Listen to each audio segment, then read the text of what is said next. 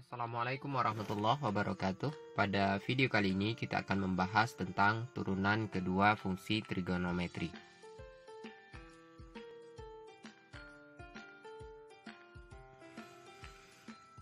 Turunan kedua, jika f fungsi yang dapat diturunkan, maka turunannya adalah f aksen juga berupa fungsi. Sehingga kalau f aksen itu kita turunkan sekali lagi, maka dia menjadi f aksen turunan dari f aksen sama dengan f double aksen. Nah, f double aksen ini yang dikatakan sebagai turunan kedua dari f. Nah, artinya apa? Jika diketahui suatu fungsi f, kita ingin mencari turunan kedua dari f tersebut, maka setelah kita cari turunan pertama, hasil dari turunan pertama kita turunkan sekali lagi. Itulah yang dikatakan sebagai turunan kedua atau f double aksen. Nah, maka sesuai dengan definisi 1, jika f aksen adalah turunan pertama dari suatu fungsi f, x, diturunkan lagi terhadap x, maka diperoleh turunan kedua dari fungsi fx terhadap x.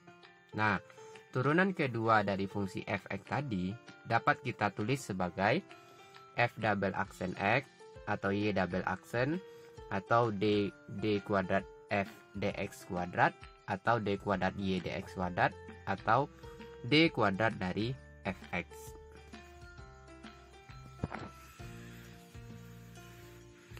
Nah, untuk lebih jelas kita lihat contoh 5 berikut. Tentukan turunan kedua fungsi trigonometri berikut. A. Y sama dengan sin 3x plus pi. B. Y sama dengan cos kuadrat x. C. Y sama dengan x cos x. Untuk soal yang A, Y sama dengan sin 3x plus pi. Nah, kita sudah sama mengetahui kalau Y itu kita misalkan sebagai sin U. Nah, di mana U-nya adalah 3x plus pi. Maka Y aksennya adalah U aksen kali cos U. Nah, maka Y aksen dari kalau Y sama dengan sin 3x plus pi, U aksennya apa? Berarti turunan pertama dari 3x plus pi, yaitu 3. Turunan dari sin U berarti cos U. Maka Y aksen sama dengan 3 dikali cos 3x plus pi.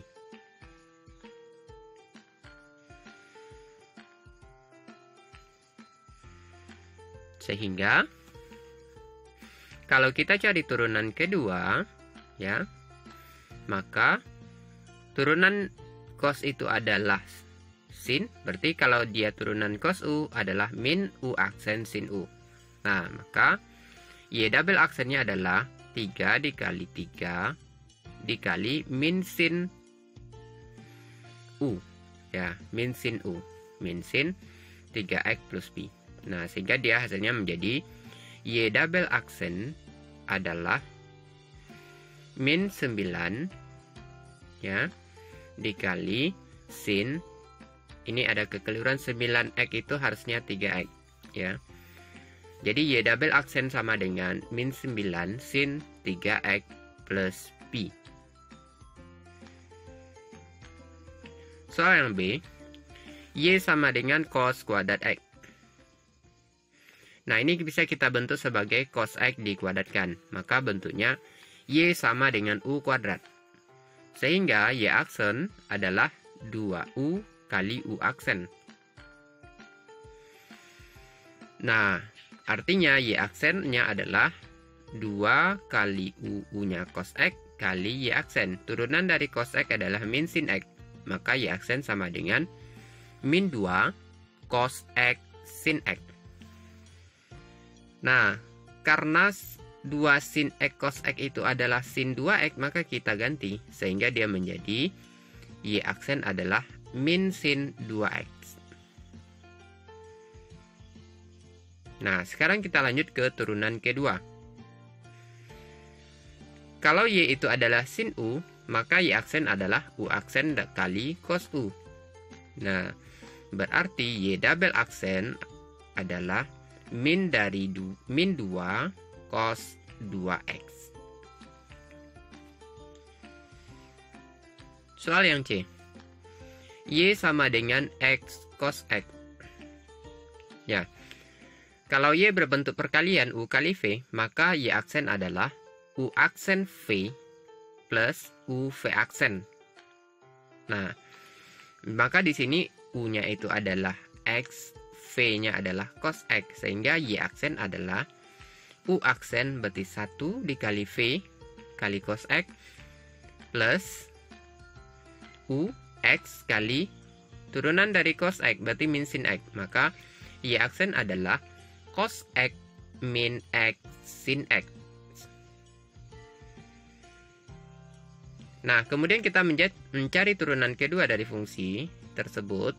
Nah, maka bentuknya juga terdapat X kali sin X. Tentu kita menggunakan Y sama dengan U kali V. Maka turunan pertamanya adalah U aksen V plus U V aksen. Sehingga Y double aksen turunan dari cos X adalah min sin X. Kemudian min. Kita gunakan rumus U aksen V plus U V aksen. Diperoleh sin X plus X cos X. Nah, maka turunan keduanya adalah min 2 sin X min X cos X.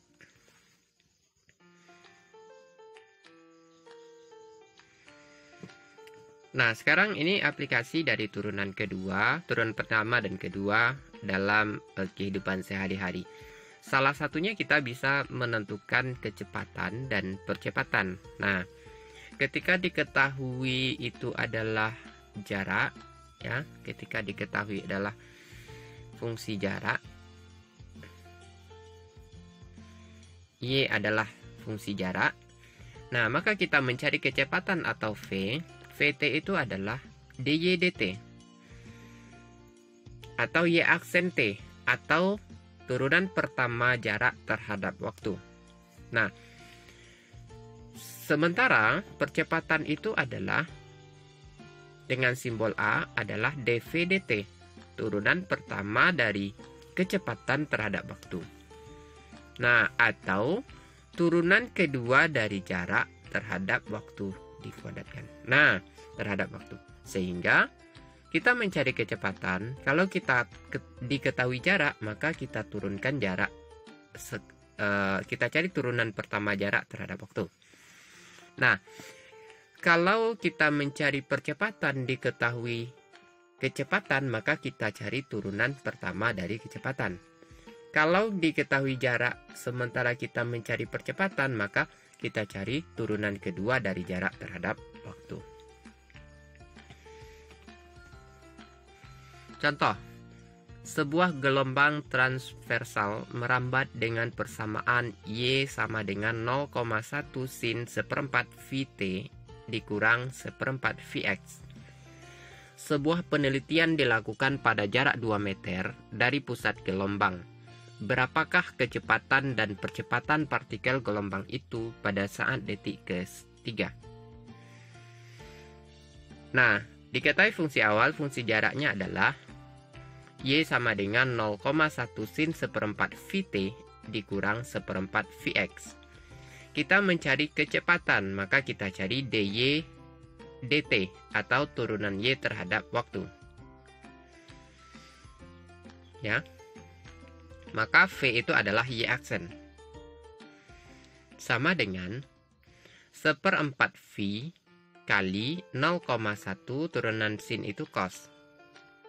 Seperempat V kali 0,1 kali cos seperempat Vt min seperempat Vx. Maka kita sederhanakan, diperoleh V itu adalah 0,025 V cos seperempat Vt min seperempat Vx. Nah, karena di sini diketahui T-nya adalah 3, maka ya sebentar. Kita cari dulu persamaan percepatannya. Nah, kita mencari persamaan percepatan, tentu kita turunkan kecepatan sekali atau kita turunkan jarak sekali. Tapi karena kita sudah memperoleh kecepatan, maka kecepatan kita cari turunan pertama. Sehingga Y double aksen atau percepatan adalah 1/4 V dikali 0,025 V sin 1/4 VT min 1/4 Vx. Kita sederhanakan, diperoleh 0,00625 V kuadrat sin 1/4 VT min 1/4 Vx.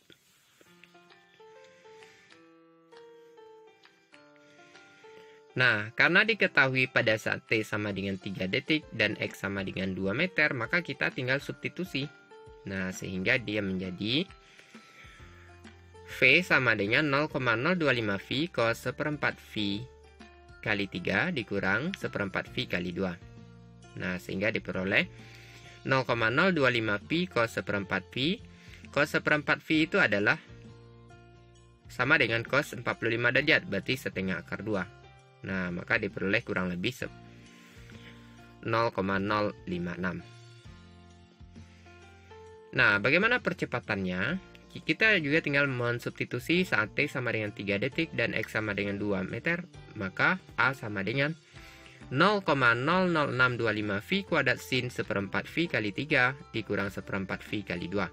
Nah, maka kita sederhanakan 0,00625 V kuadrat sin 1/4 V, ya harusnya.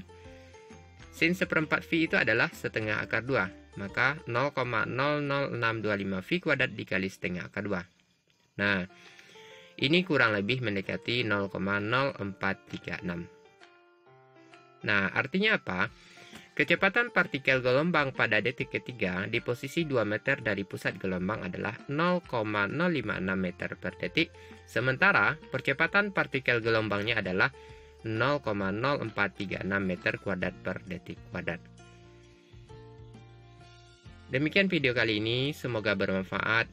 Mohon maaf atas segala kekurangan. Assalamualaikum warahmatullahi wabarakatuh.